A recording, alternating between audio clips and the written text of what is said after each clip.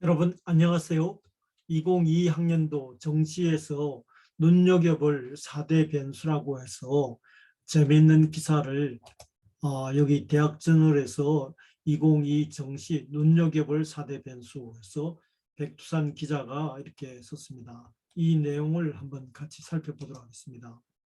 첫 번째, 수험생이 감소하고 정시 모집 확대에 따른 정시 전망 이렇게 나와 있습니다. 수험생이 감소되고 있답니다. 작년보다는 올해가 조금 늘은 걸로 알고 있습니다만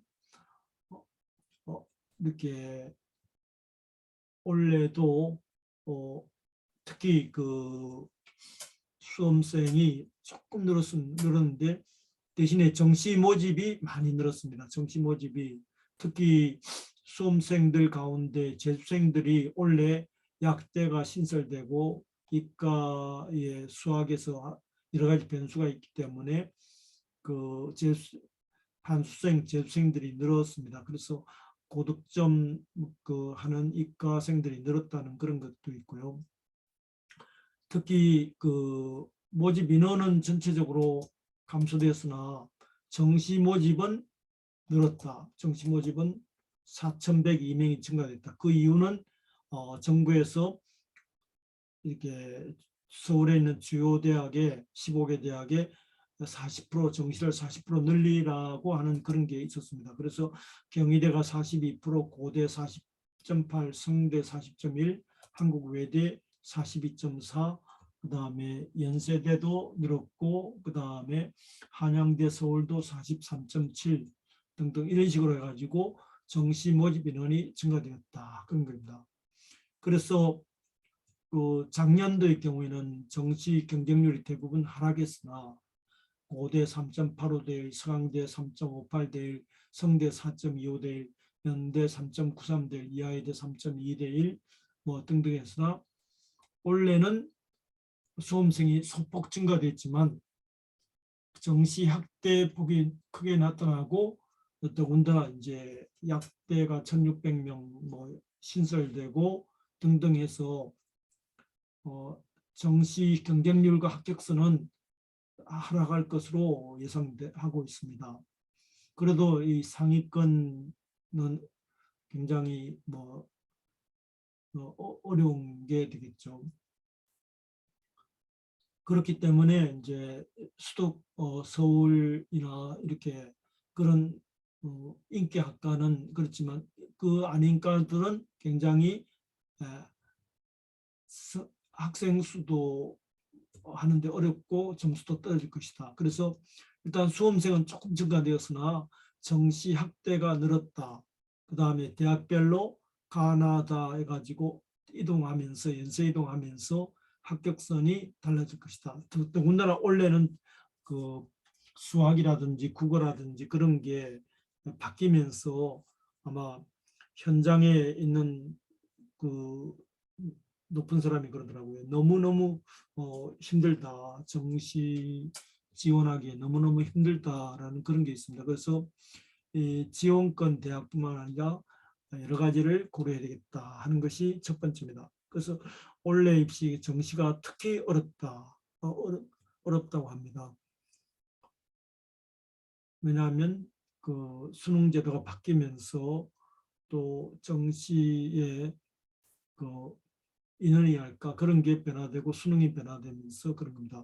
두 번째, 대학별 선발 방법이 바뀐다. 그래서 전형 유형의 변화, 선발 인원, 융합, AI 관련 모집단위 신설, 모집군 이동. 이 모집군 이동이 이제 예를 들어 모집군 이동이 지금 서울대가 이 가군에서 나군으로 되면서 그다음에 서강대, 이화여대가 나군으로 이동하고 고대, 연대가 나군에서 가군으로 이동하고 이런 에 따라서 또 가톨릭대 인문계열 일부가 다학원으로 옮겨가고 동국대 모집 신설, 중앙대 선발 규모 축소 등. 그래서 다학원은 일반적으로 경쟁력이 매우 높게 나타나고 추가 합격대 인원도 많기 때문에 지나친 하향 지원보다는 적정 또는 소신이 낮다. 그래서 이렇게 서울대, 연대, 고대 이런 쪽으로 서강대, 이화여대 등이 가군, 나군이 바뀌었다. 그에 따라서 주요 대학의 학과별 군배치, 연세이동과 군별 지원 경향에 따라서 과거에는 전혀 관계없던 게 이제 가군 이동하면서 경쟁 관계가 되는 거 있죠. 그런 것으로 될 수 있다는 거죠. 예를 들어 성대 가군이든 나군이든 모집단이 가군으로 이동했으니까 글로벌 경제학과만은 가군 선발을 유지해 나군에서 선발하는 글로벌 리더학과, 글로벌 경영학과 복수 지원이 가능하다. 그러니까 가군도 할 수 있고 나군도 할 수 있잖아요. 한양대도 기존의 가군을 나군에서 하고 나군은 가군에서 모집을 실시한다. 이렇게 되어 있습니다. 기존 가군은 나군에서, 나군은 가군에서.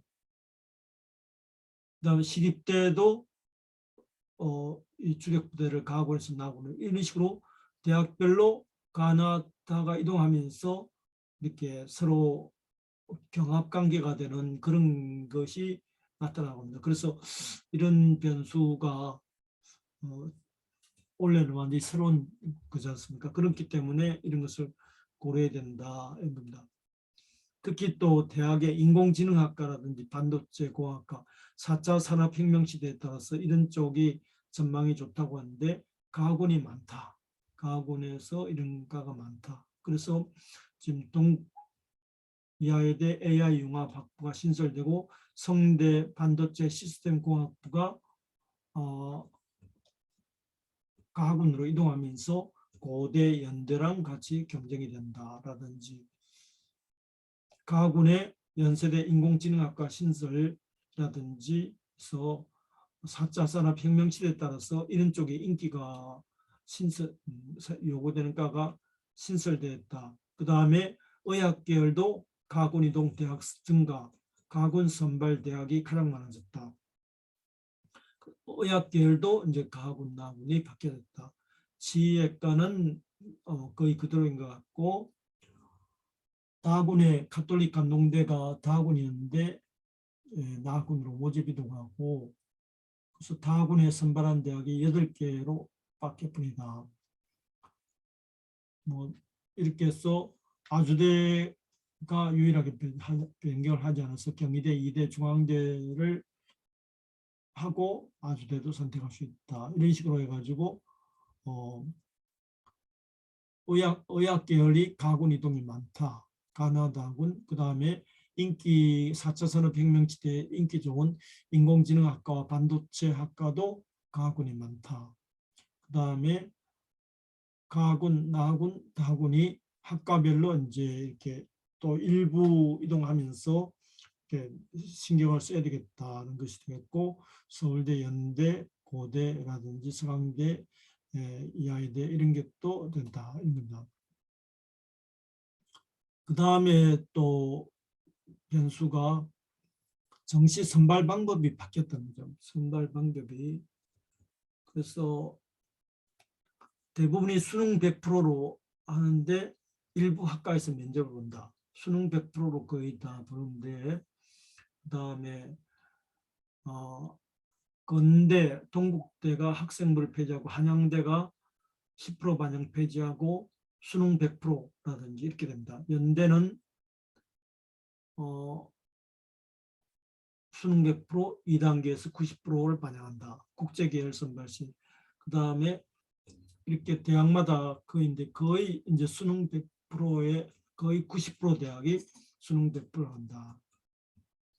그리고 인문계열에서 수학, 탐구, 선택 과목을 제한하고 제한을 대부분 폐지했다. 그래서 원래 수능의 영향에서 수학에서 고득점을 가진 자연계 학생들이 인문계열의 어떤 경영학과 같은데 많은 지원을 할 것으로 예상되거든요. 그래서 인문계열에서 이런 것을 상경계열 지원을 고려하는 인문계열을 교차 지원을 고려한 합격 가능성을 낸다. 그래서 상경계열 쪽으로 많이 지원되면서 이런 쪽에 어떤 경쟁률이 어려울 것이다. 미적분과 기하 응시자 고득점을 받기 유리하니까 그런 게 있고 작년에 가형, 나형 있던 게 이제 수학이 선택 과목 제한을 푸니까 학률과 통계, 미적분 기하학자들이 점수가 잘 나온 미적분 기하학자들이 인문 계열에 지원한다. 그런 겁니다. 그래서 국어와 수학 영역에서 공통과 선택이 되면서 특히 수학에서 기하와 미적분에서 고득점을 가진 사람들이 인문계열, 경상계열로 간다. 그런 게 있습니다. 그리고 이제 자연계도 미적분과 기하를 지정하고 그리고 미적 가산점을 부여하는 것도 있거든요.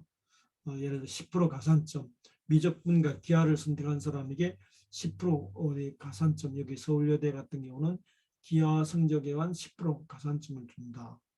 라든지 또 가산점을 주지 않는 대학도 있고 가산점을 부여한다. 그래서 케이스 바이 케이스로 굉장히 어렵다는 거죠.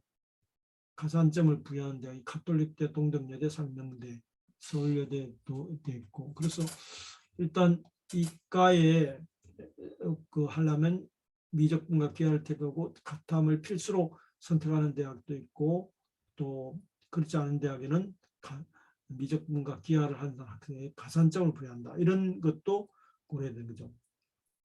그러니까 굉장히 이렇게 복잡하니까 결국은 하나의 시스템이 있잖아요. 그 시스템에 자신의 어떤 수능 성적을 집어넣으면 지원 가능한 대학이 쭉 나오거든요. 그런 것을 뽑아서 하는데 학교에서 선생님이 가능한 대학을 뽑아서 주었다는 그런 상담 사례도 있습니다. 그다음 또 하나 이제 수학과 영어의 영향이 크다. 아까 앞에서도 수학 얘기는 계속했죠. 숙명여대 통계학과는 수학을 50% 반영한다. 수학 반영이 40% 이상이다. 서강대, 성대, 중앙대. 인문계열에서는 국어, 수학, 자연계에서는 수학 영역이 높은 편이다. 이런 식으로 수학을 굉장히 높게 보고 있고 그래서 교차 지원이 이과의 고득점 학생들이 문과 경상계열로 고차 지원, 특히 자연계열은 수학 성적이 중요하고 그 다음에 영어 영역에서